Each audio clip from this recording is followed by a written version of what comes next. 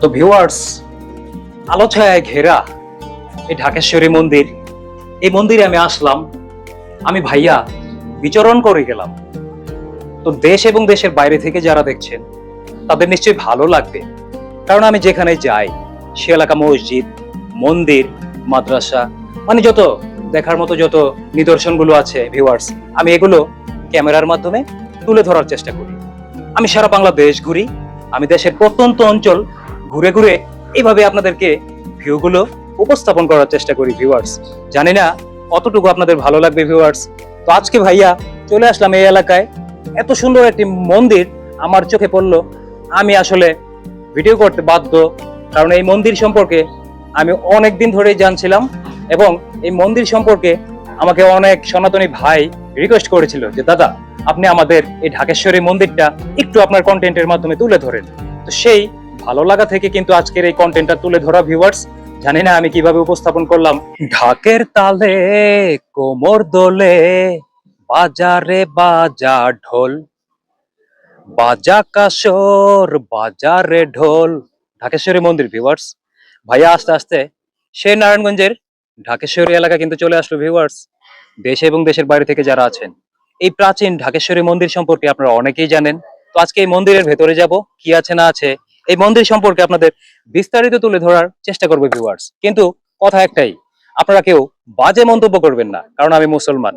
কারণ মানুষ যে যার ধর্ম পালন করবে এটা স্বাভাবিক। তো আমি যে মন্দির দেখাচ্ছি এটা নিয়ে কেউ বাজে মন্তব্য করবেন না, কারণ আমি একজন ট্রাভেল ব্লগার, আমি দেখাতেই পারি। কারণ আমি তো আর হিন্দু হয়ে গেলাম না, তাই না ভিউয়ার্স? আশা করি কি বোঝাতে চাইলাম আপনারা সবাই বুঝতে পেরেছেন।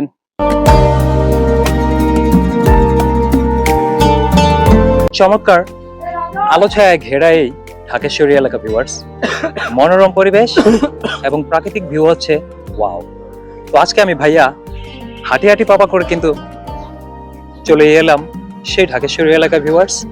এই এলাকার যারা আছেন এই ভাইয়াকে যারা যখন মোবাইল স্ক্রিনে দেখবেন তারা কিন্তু সত্যি অবাক হয়ে যাবেন, এই মানুষটা কখন আসলো।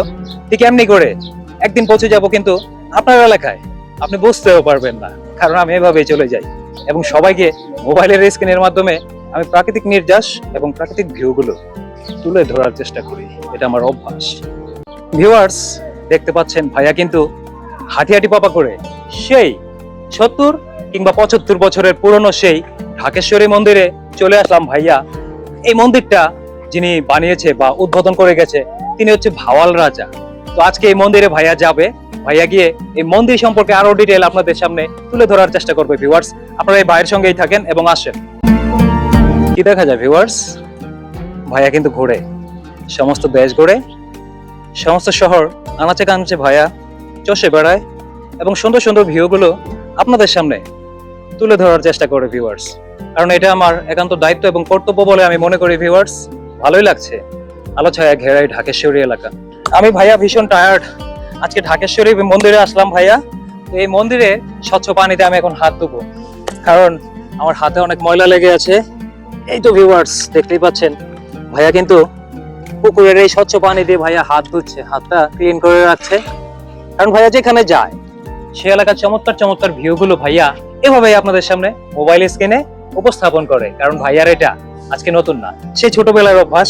জানি না আমি কিভাবে উপস্থাপন করলাম, আপনাদের কতটুকু ভালো লাগছে। আপনাদের ভালো লাগা মন্দ লাগা অবশ্যই কমেন্টস করে এই ভাইয়াকে জানিয়ে দেবেন ভিউয়ার্স। এবং নেক্সটে দেখা হবে অন্য কোনো স্থানে, অন্য কোনো জায়গায়। সে পর্যন্ত সবাই ভালো থাকবেন। আসসালামু আলাইকুম।